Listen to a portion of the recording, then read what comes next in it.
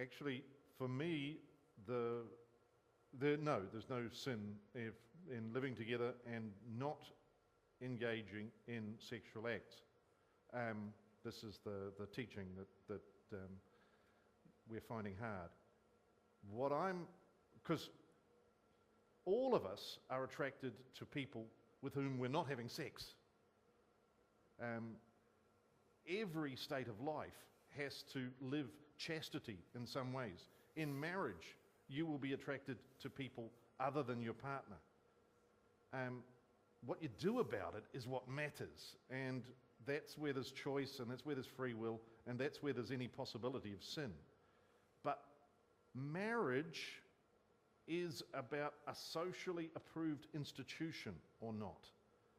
And even though it is about what society approves with regard to sex, marriage is different from sex. Which is, even though I said marriage is about sex, marriage is, does the commitment of this couple equal what society considers to be marriage? Because there are lots of people who are loving and committed. And I think I'd have to say that Jesus is on the side of love and commitment. But Jesus talks about marriage as man and woman. All right, we've only got 3 minutes left, and I've got one more question, but does anyone want to jump in here for a short time and talk about the question that's just been put forward? But we need to be brief, because I do have one to go. I do. I Yep. mentioned that I was thinking of a friend specifically who has been celibate all of his life. He's Christian, he's gay, and he's very lonely, you know, and he's been in hospital twice this year for wanting to take his life. And, you know, he's wanting to honour God, and he does honour God, but he would love to share his life and be able to ring someone and speak to someone at the end of the day and have that touch. Intimacy, you know, we're made for touch. Babies crave touch. That's one of the ways that we respond, interact with each other.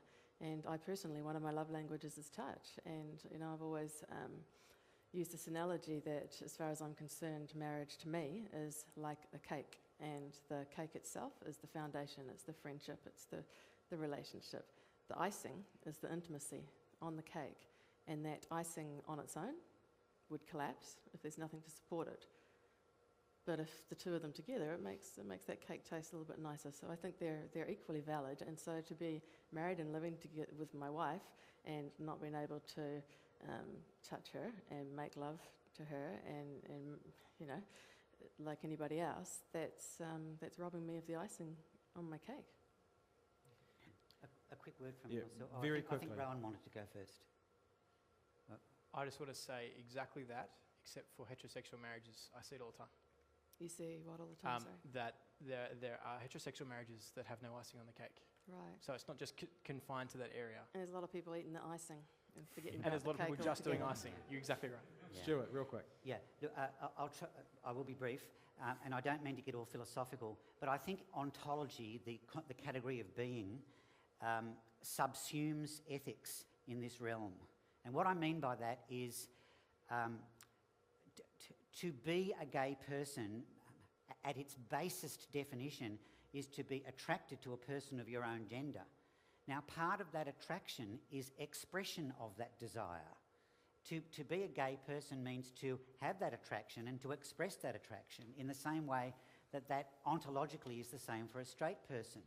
And to deny a gay person, yes, it's okay to be gay if you absolutely have to, all right, but you mustn't do anything about it. I find that cruel and torturous. I think it's like saying to a singer, you can be a singer but don't sing. You can be a priest but don't say mass or hear confessions. You can be a minister and don't do what you do in church. You know, it's like saying to a frog, you can be a frog but don't croak. And you know. you can be a Catholic priest but not have sex. Indeed, Which but again, our church also teaches. It does, but your church didn't always teach that. That's something that's only been around for 1,000, 1,200 years or so. It wasn't that way in your first pope, whom St. you Peter call Peter, was married. Okay, so... and he seems to have left his wife to follow Jesus around. Yeah, I'm not sure that's a good thing. Yeah. I'm pretty pro following Jesus around. Yeah, well, so am Yeah, I. yeah. So am I. But